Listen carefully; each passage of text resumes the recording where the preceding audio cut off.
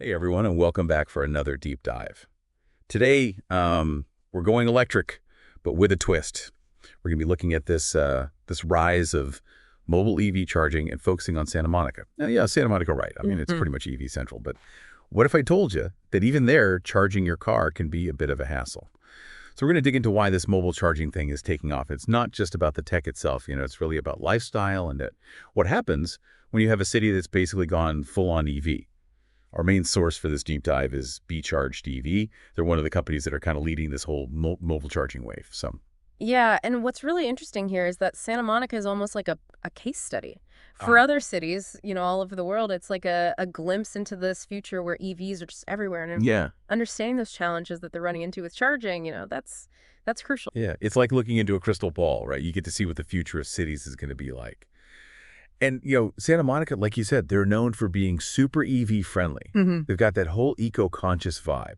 The Tesla showrooms at G's, they're like the poster child for electric vehicles. Absolutely, but when you start to kind of peel back the layers a bit, you find that even a city like Santa Monica is having trouble keeping up with the demand for charging. I mean, all these residents with EVs. Yeah, and their marketing materials really highlight those pain points. Like Yeah. imagine you're a rideshare driver, right? You're in Santa Monica, you're constantly on the go, and you need to charge up quickly to stay on schedule. But you got to find an open station, then you're stuck waiting in line. I mean, that's lost income. Or picture this, you're cruising down Pacific Coast Highway, the sun's setting, you're in your EV, and bam, range anxiety hits. And that's where this whole idea of mobile charging really starts to make sense. It's about filling in those gaps in the existing charging network. And it's about providing a service that really fits with, how we live today. Fast-paced, on-demand, everything's got to be instant. Yeah, and that's where Charged EV comes in. They're offering this service that honestly sounds almost too good to be true. 24/7 availability charging speeds up to 120 kilowatts. We'll explain what that means in a bit. They come to YU and get that they work with pretty much every type of EV out there. And they're not just hanging out at charging stations. They cover the whole city.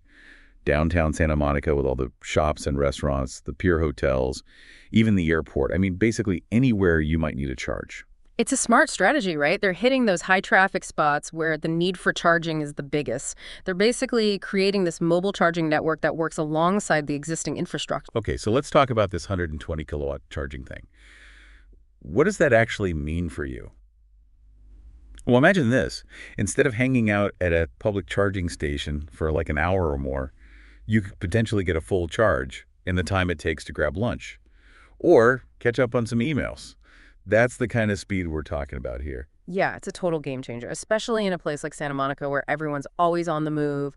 Time is valuable, right? And this way, EV owners can just charge up without having to rearrange their whole day. And it's not even just about speed. It's about fixing those specific problems that come with owning an EV in a city. Think about people living in apartments who don't have their own chargers, Mm. or even those who do have home chargers but need a quick boost while they're out and about. Mobile charging solves all that. Exactly. It's about having options and being convenient. You're not stuck at a charging station. You could be at the beach, at a meeting, even in traffic, and they'll just come to you. It's like having a personal charging valet. Yeah. But how does it all actually work? Is it a complicated process? Not at all. Be Charged keeps it really simple. It's just 3 steps. You book a charge through their app or website, tell them where you are and when you want them to come. Then a technician shows up with this mobile charging unit. They plug you in, you go do your thing, and when you come back, your car's all charged up. And the cool thing is you're not limited to just a single charge, right?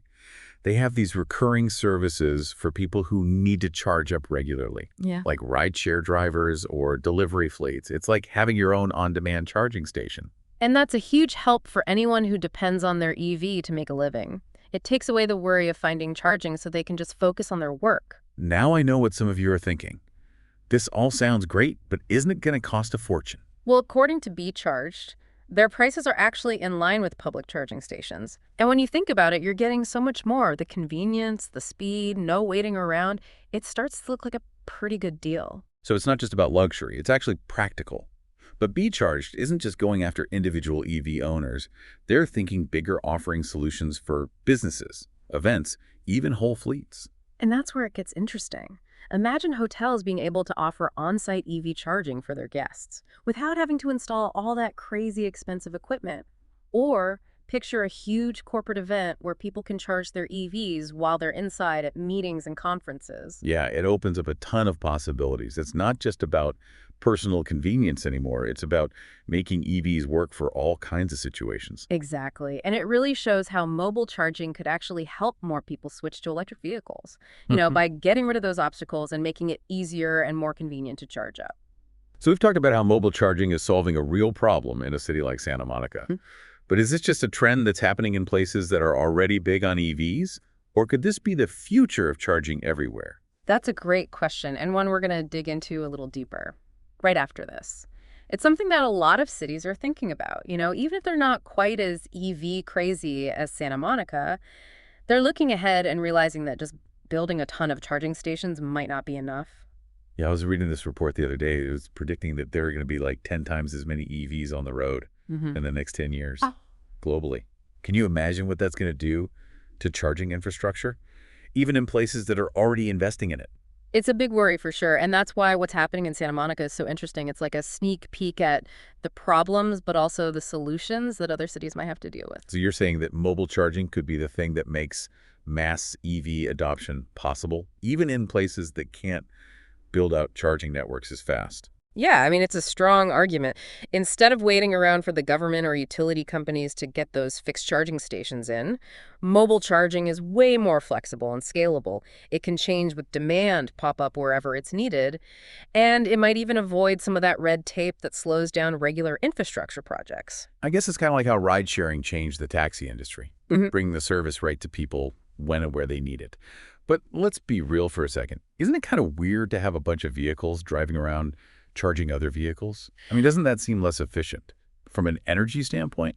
It's a good question, and researchers are definitely looking into that. There's definitely some energy being used to power those mobile units, but you also got to think about the potential upsides. Like, mobile chargers can be sent out based on what's happening right now, Right. so they're not just driving around wasting trips. And that could actually mean they use less energy overall compared to a whole network of fixed charging stations that might be sitting empty a lot of the time. So it's a trade-off, I guess. And we're still figuring out the math. There's a lot to think about. What about the environmental impact of having more vehicles on the road?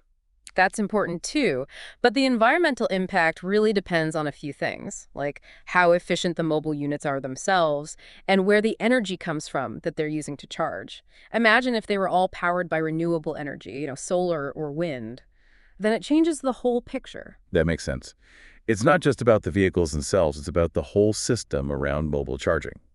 And as technology gets better, we're probably going to see even cooler stuff, like even more efficient mobile units, smarter ways to plan their routes, maybe even drones or robots delivering charging on demand. Yeah, the possibilities are pretty exciting. I mean, we could have a future where mobile charging is part of a whole smart city network, connected to renewable energy traffic systems, even self-driving cars. It's like mobile charging is pushing everyone to come up with new ideas, changing how we think about getting around in cities. But even with all that cool tech stuff, let's not forget about the human side of things. Someone's got to operate those mobile units, keep them running, and take care of customers. Absolutely. And that's both a challenge and an opportunity. I mean, mobile charging could create new jobs, and it might even let communities manage their own charging setup. That's a cool thought. Instead of relying on big companies or the government, we could have these community-run mobile charging programs designed for specific neighborhoods and different groups of people. Exactly. Imagine having all these mobile charging entrepreneurs working in areas that haven't had good access to charging before, or serving people who live in apartments and don't have their own charging spots. It could make EV charging available to everyone in a way that just wasn't possible with regular infrastructure. Okay, so we've seen that mobile charging can really help us deal with some of the biggest problems of getting more EVs on the road.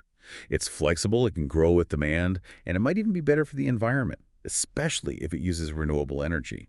Plus, it could mean new jobs and give communities more control over their own charging. But is this a solution that will last? Will people always want to have someone else come charge their cars? That's the big question. And it takes us into this whole other conversation about what EV charging will look like in the future and what role mobile technology will play in that. It really does. It kind of changes how we think about infrastructure in general. Yeah, it's moving away from that fixed-in-place model. It's more about being adaptable and proactive, bringing charging to where it's needed. And that brings up some big questions, doesn't it? We've talked about how it's convenient for people with EVs, but what about the impact on how we plan and build cities? That's where things get really interesting. I mean, think about it. If mobile charging becomes the standard, do cities even need to spend so much money building all those huge public charging stations? Could they use those resources for other green projects? Or even use mobile charging to make sure everyone has access to charging even in places that haven't had it before? Yeah, it's like mobile charging could give cities more freedom to be creative about how they incorporate EVs. They wouldn't be limited by those fixed charging locations. Exactly. And it could lead to some really innovative urban designs, where charging is just a natural part of the city, not just stuck in these designated charging zones. But let's be a little skeptical for a second.